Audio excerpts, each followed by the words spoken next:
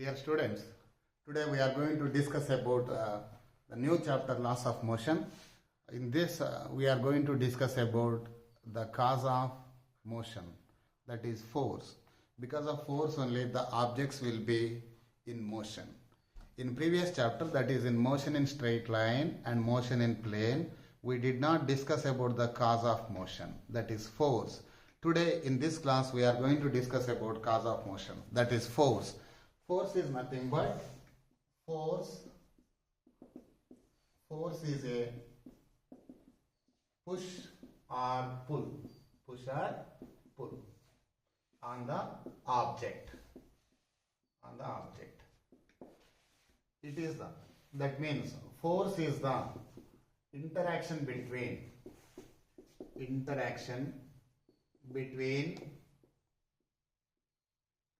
two objects or interaction between object and an environment. Okay, there are different types of forces are there, and we know force is a vector quantity, which has both magnitude and direction. It has direction, both magnitude and direction. So see here, we are going to discuss about common forces in nature.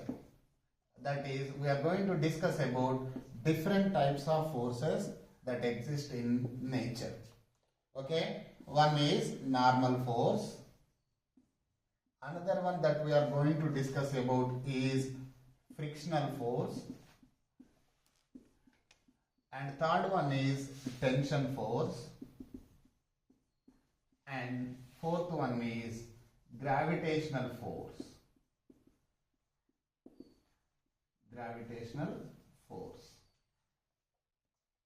Okay, so here normal force. When an object is there on the surface, suppose it is called as let it be surface, and this is nothing but object. Okay, a perpendicular force exerted when object and surface are in contact with each other. A perpendicular force exerted by surface on the object is called normal force. Normal force is nothing but a perpendicular force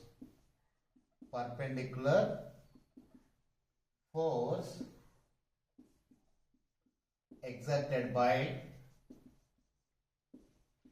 surface on the object. This is normal force. Perpendicular force exerted by surface on the object is called as the normal force. Another one is nothing but here a frictional force. Frictional force is nothing but, let this is the surface and this is the object. When the object is in motion, the object is moving towards right. Let object is moving towards right. When the object is moving towards right, there is a force that comes into picture. We call it as frictional force, which opposes the motion of the object. Frictional force is nothing but frictional force which opposes the motion of the object and which is parallel to the surface. So here the body is moving in right side direction. In order to oppose the motion of the object, a frictional force act opposite to direction of motion. That is, the frictional force act opposite to direction of motion. Here direction of motion is along right side. So frictional force which is parallel to surface and opposite to direction of motion. Okay, opposite to direction of motion. So this force is called as a frictional force. Frictional force is nothing but frictional force which opposes the motion of object is called frictional force. which opposes the motion of object is called as the frictional force. Next, tension force. See here, if we are hanging the object with a rope or chain, let us consider this as rope or string or chain. Here the object is hanging with the help of a rope or a string or a chain. Force exerted by rope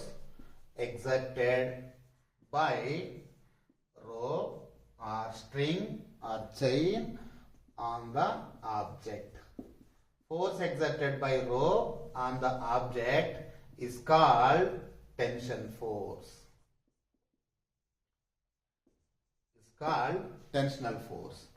So here the force exerted by rope on the object is nothing but Ft, tensional force, that is pointing upwards. Force exerted by rope on the object pointing upward. Next, one more type of force in general is a gravitational force. Gravitational force is nothing but force exerted by Earth on object. Force exerted by Earth on object is called as the gravitational force, which is also called as weight of an object. Weight of an object. Okay, let an object is on the surface like this. So how many types of forces act on the object? One is nothing but, let mass of the object is m, so its gravitational force exerted by Earth on object. Gravitational force always acts towards to the Earth, that is pointing downwards. This is gravitational force, Fg, equal to mass into acceleration. Which acceleration here? Acceleration due to gravity. F equal to ma. In general we know that F equal to ma. Here m is nothing but mass of the object. G is nothing but acceleration due to gravity. Mass times acceleration due to gravity is nothing but gravitational force, which is force exerted by Earth on object. So this gravitational force Fg equal to mg is also known as weight of the object. Weight of an object is also called as the gravitational force. So in mechanics, one more common force that exists in nature is spring force.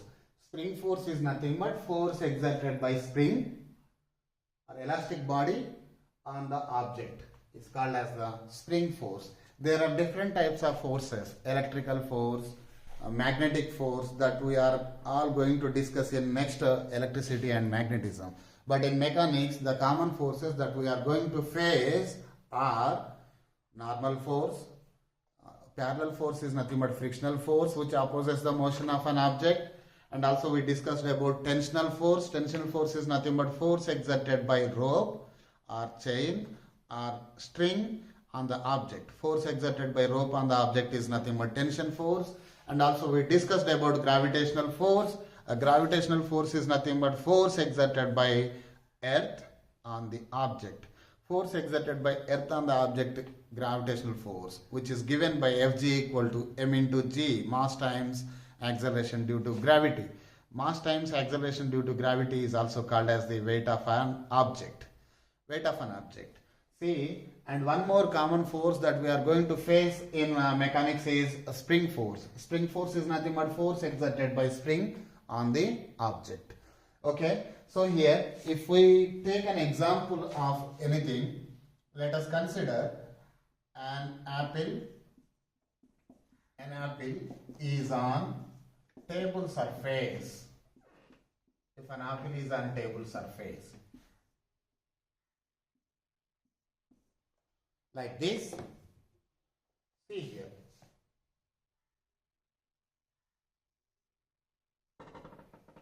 Consider an apple is there on the table surface.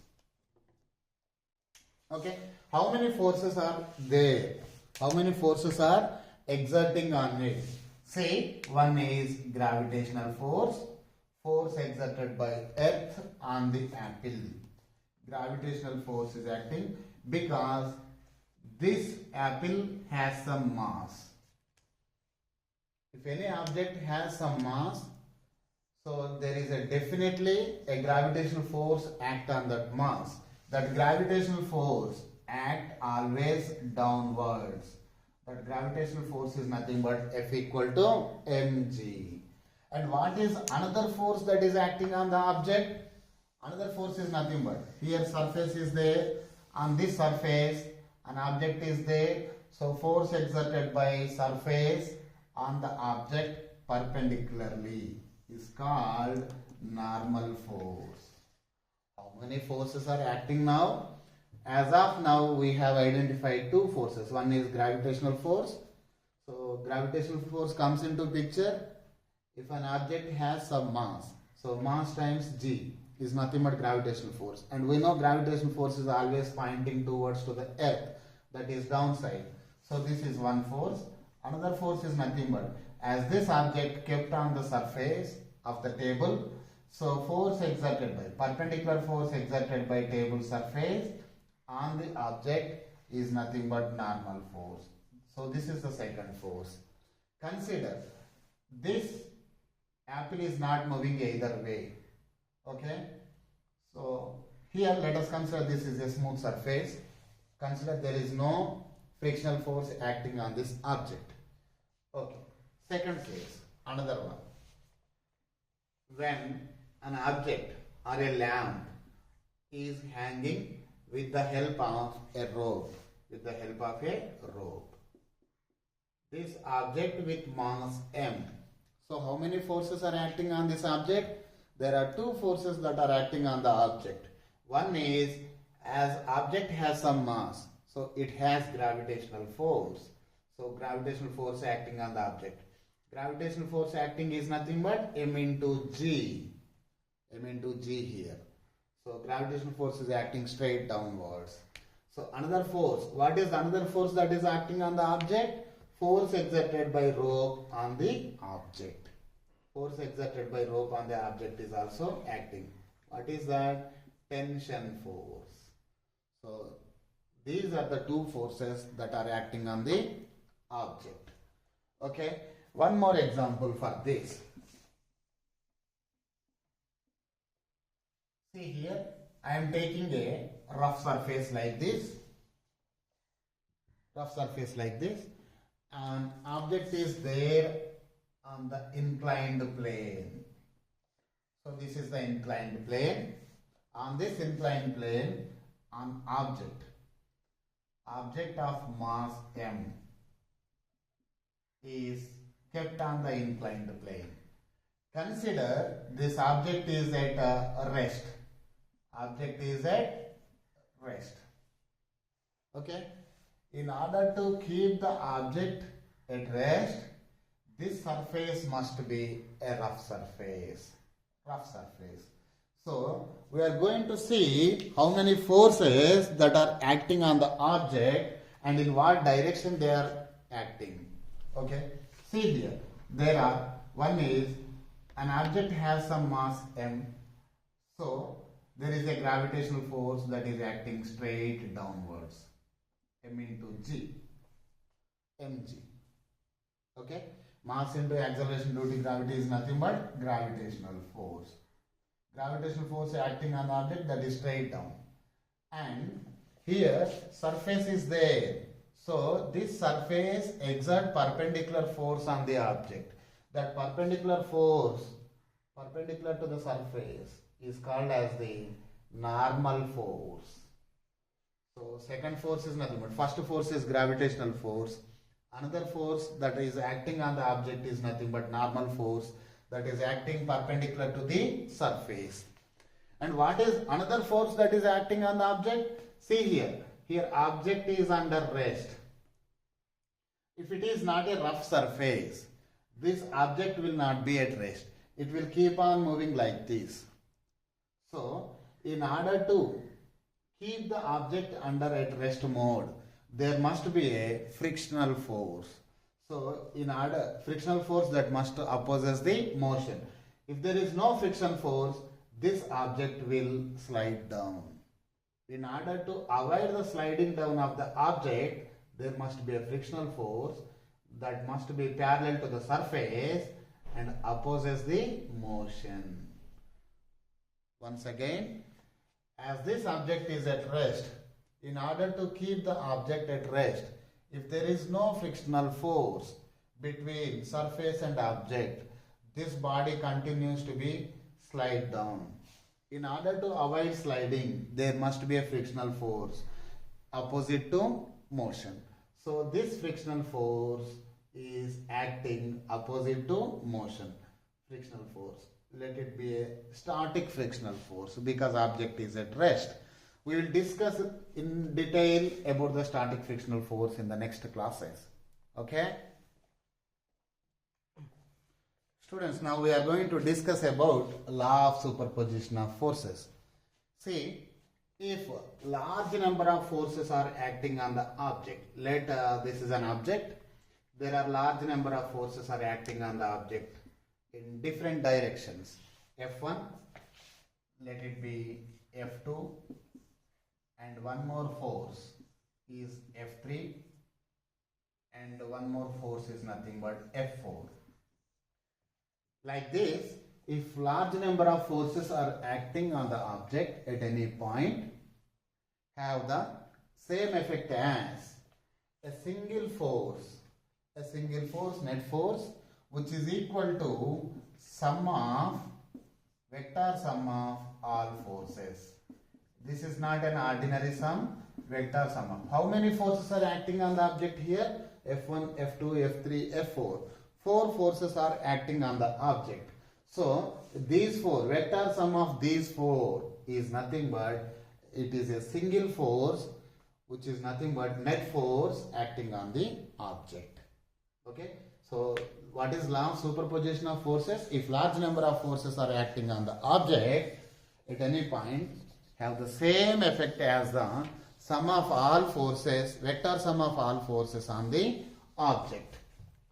Okay, F net equal to F1 plus F2 plus F3 plus F4. Net force is nothing but simply summation of all forces. F1 plus F2 plus F3 plus F4 like this. Okay, see here, as force is a vector quantity, we can resolve force into components. That means this force F1 is making an angle of theta 1 with the positive x-axis in counterclockwise direction. So magnitude is F1 and direction is theta 1. So we can resolve F1 into components, that is F1x and F1y. We know, we have studied already in motion in a plane, in vector resolution, x component of force is nothing but simply F1 cos theta 1. Because here direction we specified is theta 1. Magnitude is F1, angle is theta 1. Why I am writing directly? Because we have already discussed x component of force is nothing but. Simply, let us consider, I am telling again, this force F1 is resolved into, this can be expressed as vector sum of x component of force and y component of force. Okay, so from here, this magnitude is F1 and its x component is nothing but F1x and its y component is F1y. So this force F1 can be written as F1x into I, F1 equal to F1x into I, that is x component of force along x-axis F1x, and unit vector along x-axis nothing but I cap plus F1y into j. We can write like this. So see here we can find out F1x and F1y. We know here theta is nothing but cos theta 1. Cos theta 1 equal to adjacent side by hypotenuse. What is adjacent side here? F1x by F1. So simply F1x is equal to F1, and cross multiplying we will get F1x equal to F1 cos theta 1. F1 cos theta 1. Similarly, we will get F1y equal to F2 sin theta 1. Sorry, F1 sin theta 1. Okay, and another one is nothing but, see here, second force is at an angle of theta 2 from positive x-axis in counterclockwise direction. So we can resolve F2 also into components. So F2x equal to simply F2 cos theta 2, and F2y is equal to simply we can write F2 sin theta 2. Like this we can resolve all forces, and third force is making an angle of theta 3 with positive x-axis in counterclockwise direction. Force F3 is at an angle of theta 3 from positive x-axis in counterclockwise direction. So we can resolve F3 into components, F3 cos theta 3, and similarly F3y equal to F3 sin theta 3. Okay, so here we can write F1. We can write F1 as, F1 can be written as F1x into I cap plus F1y into j cap. F1y into j cap. Similarly, F2 can be written as F2x into I cap plus F2y into j cap. Similarly, F3 can be written as F3x into I cap plus F3y into j cap. Okay. See here, as force is vector quantity, we can add x component of forces because they are all along same x-axis. Vectors can be added if they are acting along same.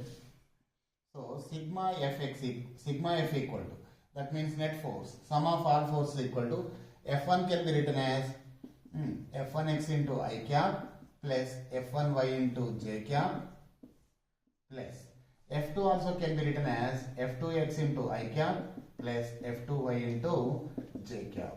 Like this we can write F3x into I cap plus F3y into j cap like this.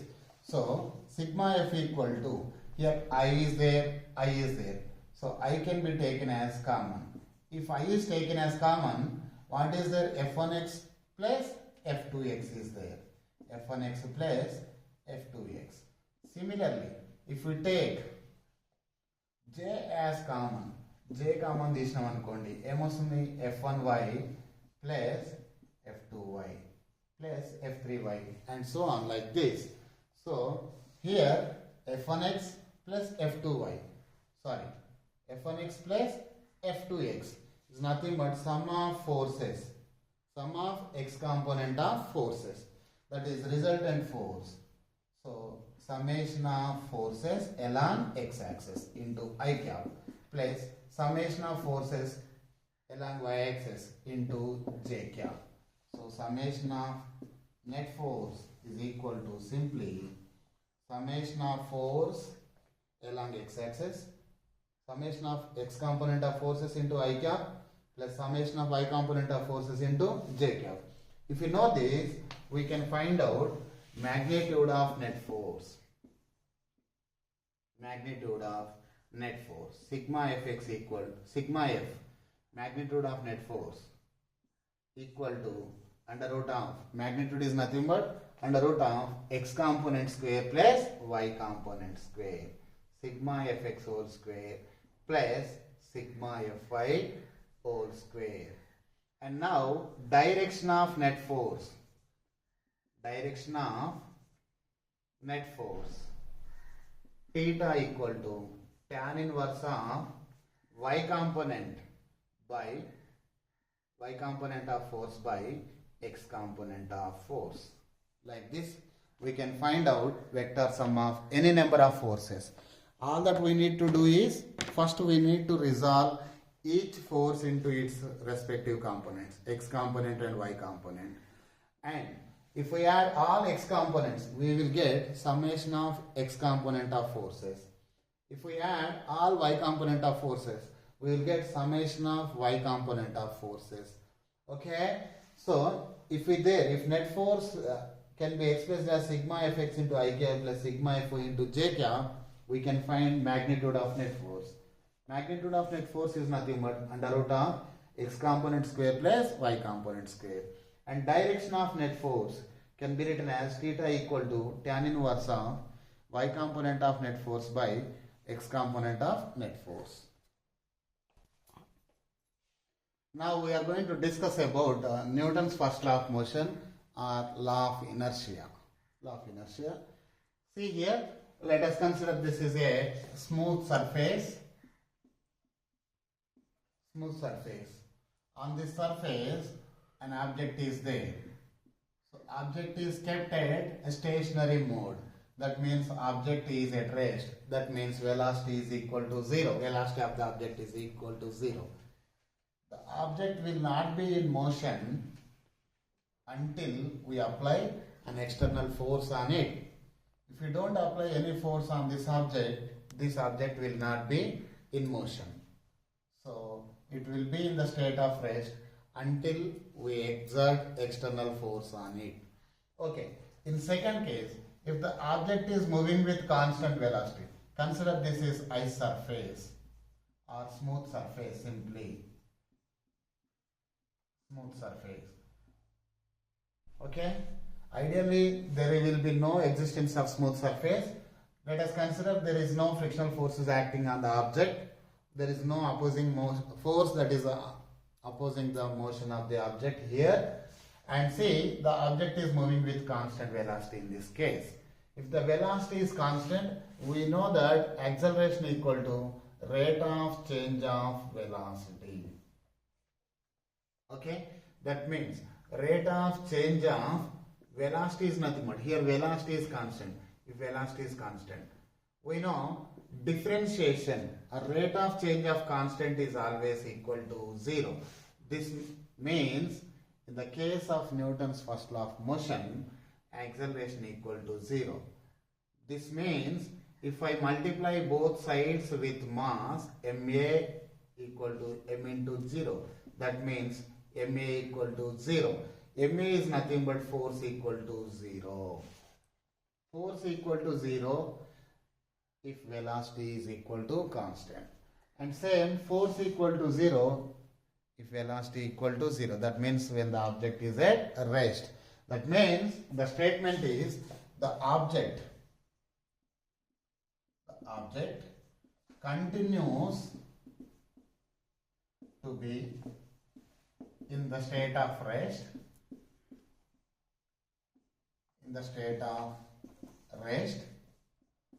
or in uniform motion,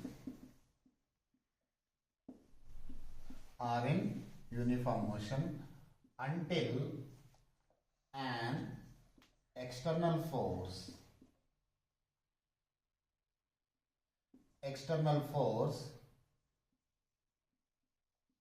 acts on it.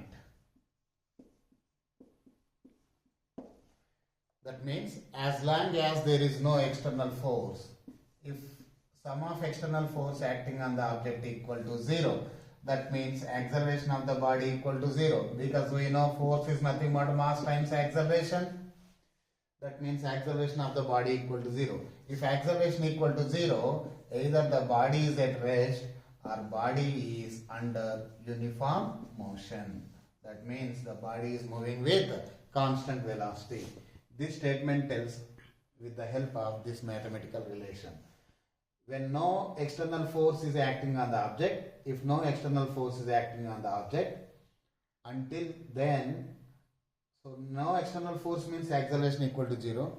As long as there is no external force, acceleration equal to 0, that means either velocity must be 0 or velocity must be constant in order to keep the acceleration equal to 0. That means the statement again, the object continues to be in the state of rest or in uniform motion until an external force acts on it. Okay? Newton's first law tells us that sum of external forces acting on the object is equal to 0. That means sum of external force is nothing but sum of forces along x-axis into I cap plus sum of forces acting along y-axis into j cap plus sum of forces. I am writing this net external force in the vector form. X component into I cap plus y component into j cap plus z component into k cap. So this net force equal to 0, net force equal to 0, which means summation of x component of forces equal to 0 and summation of y component of forces equal to 0 and summation of z component of forces are also equal to 0. So if sigma fx equal to 0, that means the particle or the object is in equilibrium. The object is said to be in equilibrium if net force acting on the object is equal to 0. That means the object is under equilibrium. When it is under equilibrium, if the velocity of the object equal to 0, the object is said to be under equilibrium. Or if velocity is equal to constant, in that case also the object is said to be under equilibrium. Because in both the cases, sum of external forces equal to 0. So condition for equilibrium is condition for translational equilibrium. Translational equilibrium is sigma fx equal to 0, sigma fy equal to 0, as well as sigma fz equal to 0. These are the conditions for the object to be in translational equilibrium.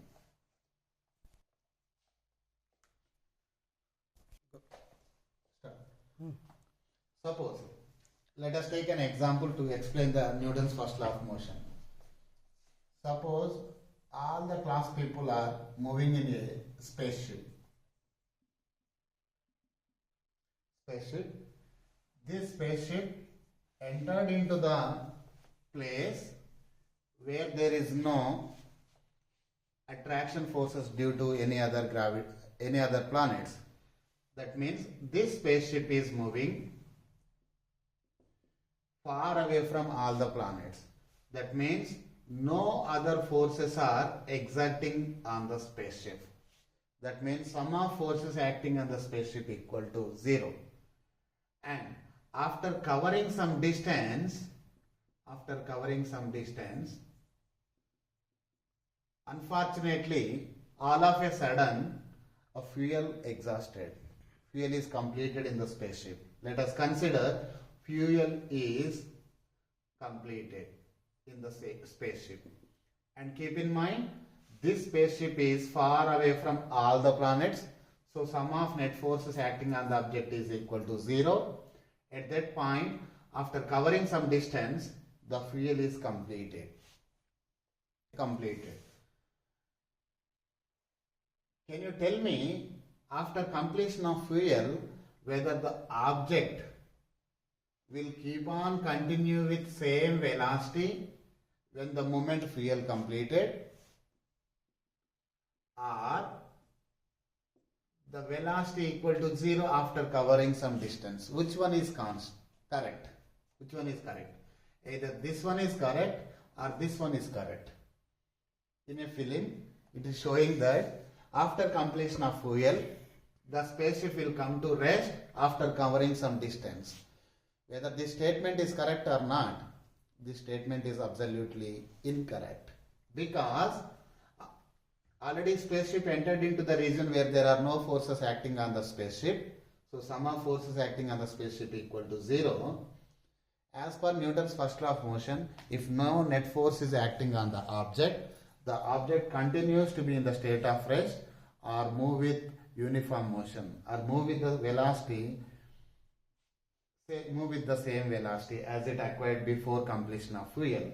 So the moment when the fuel completed, it will have some velocity. So even after completion of fuel, As per Newton's first law of motion, the spaceship will keep on moving with same velocity. One. Suppose an object is moving on a smooth surface. In case 1, this object is moving with constant velocity. Velocity is constant in this case. Velocity is constant. Velocity is constant in this case. Same object moving with constant velocity or moving with uniform motion, and consider this is a smooth surface. As the object is moving with constant velocity, acceleration equal to rate of change of velocity. As rate of change of velocity is constant, rate of change of constant equal to 0. Therefore, acceleration equal to 0 in this case. Okay, acceleration equal to 0 in all these cases because the object is moving under constant velocity. So, acceleration equal to 0. So, there is no force is acting on the object. Simply we throw the object onto the smooth surface. So, it keep on moving with constant velocity. So, no net force is acting on the object after we thrown onto the smooth surface. So, this is first case. No force is acting on this.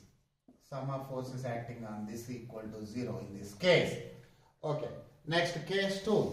In the case 2, suppose the object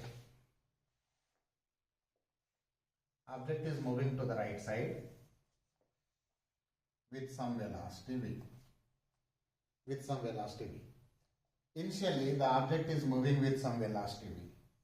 If I apply the force in the same direction of the motion of the object, if I apply force on the object in the same direction as the motion of the object, so because of the force, because of the push acting on the object, because of that force, the object speed will increase.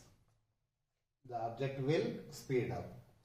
Keep on applying the force. I am keep on applying the force on the object. So still the velocity of the object is increasing.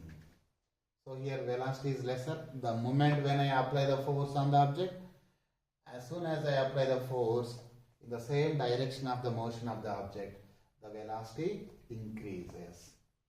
Velocity increasing means here the particle is, in this case, the particle is speeding up.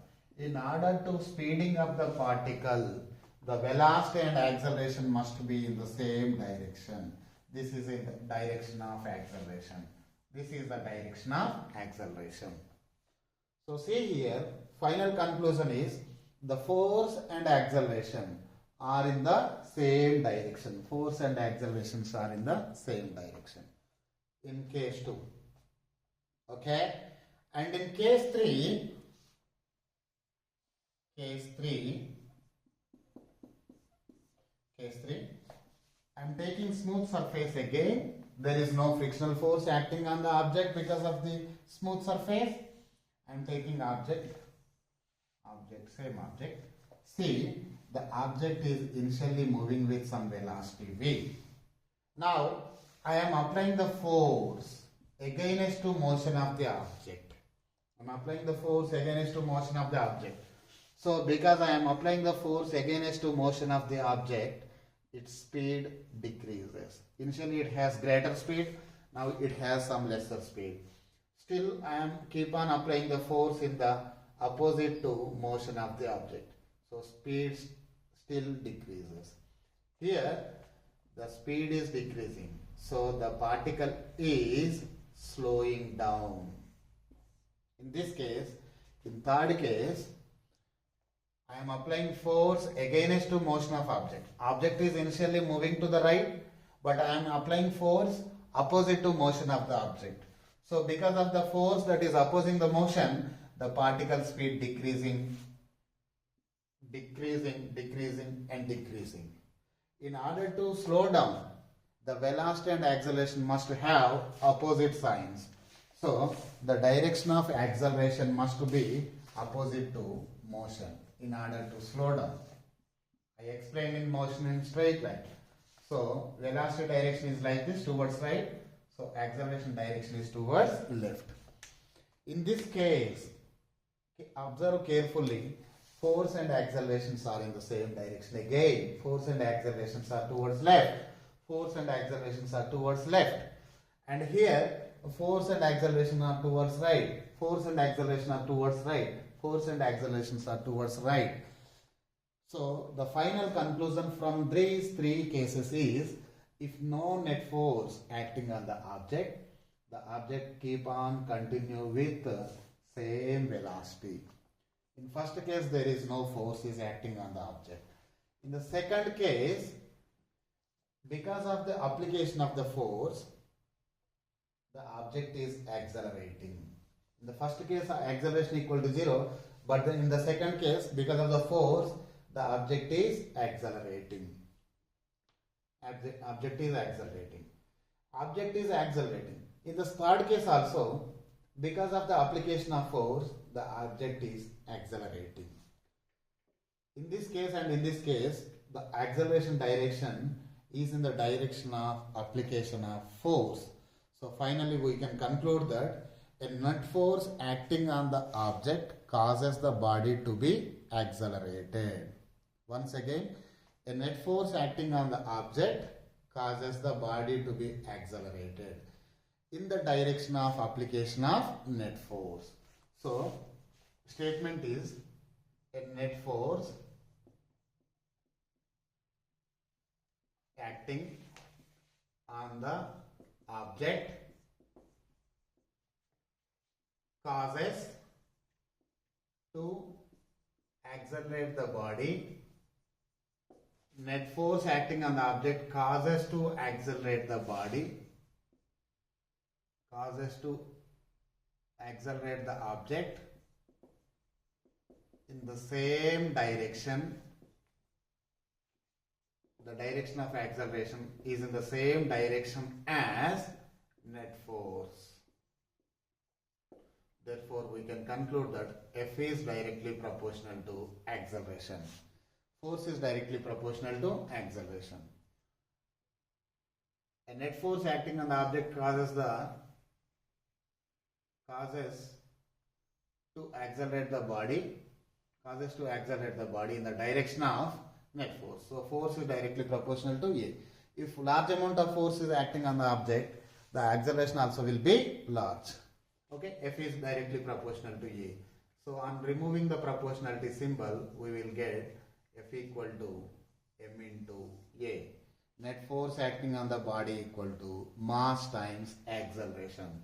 So this statement is the Newton's second law of motion. If net force equal to 0, acceleration of the body equal to 0. So body keep on continuing with, move with constant velocity or uniform motion. First case.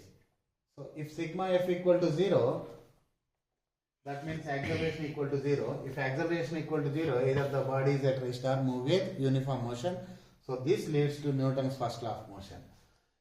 In the case, if we apply the force on the object, because of that force, the body accelerates. Because of the force, the body accelerates. And in this case and in this case, the direction of force and direction of accelerations are same. So, when net force is acting on the object, that causes to accelerate the object in the same direction as the net force. So F is directly proportional to A. That means F equal to simply MA. Go. Okay. We discussed Newton's second law of motion just now. That is, sum of forces or net force acting on the body causes to accelerate the body in the same direction of applied force. So F equal to mass times acceleration. F equal to MA. The units are SI units of force. SI units are, if the units of mass are nothing but kilogram and the units of acceleration are meter per second square. So 1 kg meter per second square is equivalent to Newton. 1 Newton. Therefore, 1 Newton is nothing but simply 1 kg meter per second square. 1 Newton is the unit of force. 1 Newton is equivalent to 1 kg meter per second square. Okay. And CGS system. In CGS system, force F equal to m into A. CGS is nothing but centimeter, grams and second system. So F equal to the SI unit, the CGS system of force are nothing but for mass grams are the units, for acceleration centimeter per second square. So 1 gram centimeter per second square is equivalent to 1 dyne. 1 dyne. In CGS system, the units of force are nothing but dyne. 1 dyne is equivalent to gram centimeter per second square. So 1 Newton equal to how many dynes? We convert here. 1 Newton is nothing but 1 Newton equal to 1 kg meter per second square. Okay, dyne is nothing but CGS system of unit for force. So we should convert kg meter per second square into CGS system of units. So 1 kg is nothing but 1000 grams into 1 meter is nothing but 100 centimeters divided by second square. I am replacing kilograms with 100 grams, 1000 grams and meter with 100 centimeter. 1 meter equal to 100 centimeters we know, and second square as it is. So 1000 into 100. 1000 is nothing but 10 to the power of 3 into 100 is nothing but 10 power 2. So 10 power 3 into 10 power 2 is nothing but 10 power of 3 plus 2. That means 10 power of 3 plus 2 is nothing but 10 power of 5. So 1 Newton is equal to 10 to the power of 5 gram centimeter per second square. So therefore 1 Newton equal to 10 to the power of 5 gram centimeter per second square is equivalent to dyne. So 1 Newton equal to 10 to the power of 5 dynes, or 1 Newton equal to 1 lakh dynes.